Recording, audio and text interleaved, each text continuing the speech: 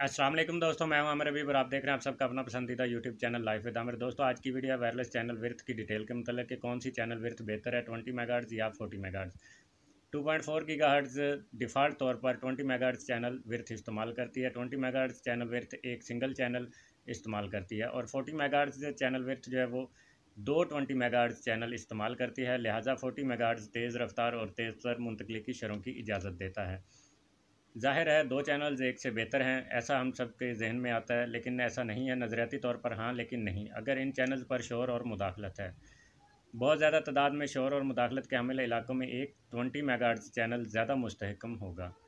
40 megahertz channel की चौड़ाई तेज़ रफ्तार और तेज़ तर मुंतकली की शरों की इजाज़त देती है, लेकिन ये भीड़ वाले इलाकों में अच्छी कारकर्दगी का मुजाहरा नहीं करता। बहरहाल हर बार शोर और मुदाखलत मसला नहीं होता, कभी कभी फासला भी होता है। अब सवाल ये आता है कि हमें कौन सी चैनल विड्थ इस्तेमाल करनी चाहिए। तो मेरा ज़ाती तौर पर आपको मशवरा ये है कि आप सर्वे के पेज पे जाएँ, वायरलेस राउटर में मौजूद सर्वे के पेज पर जाएँ और अपने इर्द-गिर्द मौजूद देखें कि कितने वायरलेस राउटर जो हैं, वायरलेस नेटवर्क आपका जो है वो कितना बिछा हुआ है, दूसरे लोगों ने मतलब कितने राउटर लगाए हुए हैं और उन्होंने कौन-कौन से चैनल्स इस्तेमाल किए हुए हैं। तो आपको अगर लगता है कि इलाके में 2-3 ही लोग हैं जि जो या 2-3 ही राउटर सर्वे के अंदर आते हैं, ज़्यादातर रश नहीं है, तो आप 40 मेगाहर्ट्ज़ बैंडविड्थ का इस्तेमाल करें। 40 मेगाहर्ट्ज़ में ये होता है कि एक चैनल के ज़रिए से डाटा जा रहा होता है और दूसरे से आ रहा होता है, तो इसलिए ये ज़्यादा तेज़ रफ्तार और तेज़ स्पीड होता है। लेकिन यहीं पे अगर एक चैनल पे भी रश मौजूद है, बेशक जाने वाला डाटा अपलोड जो होता है, अगर आपके पास जीबी में भी डाउनलोड हो रही है तो अपलोड कुछ ना कुछ डाटा जा रहा होता है, वो बाइट्स में भी हो सकता है, केबी में भी हो सकता है।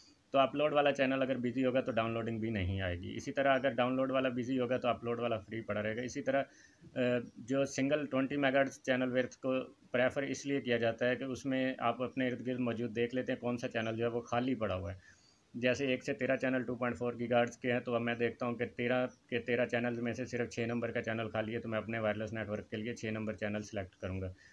इसी तरह से आप भी अपने सर्वे पेज पे जाके देख लें जो चैनल नंबर खाली है।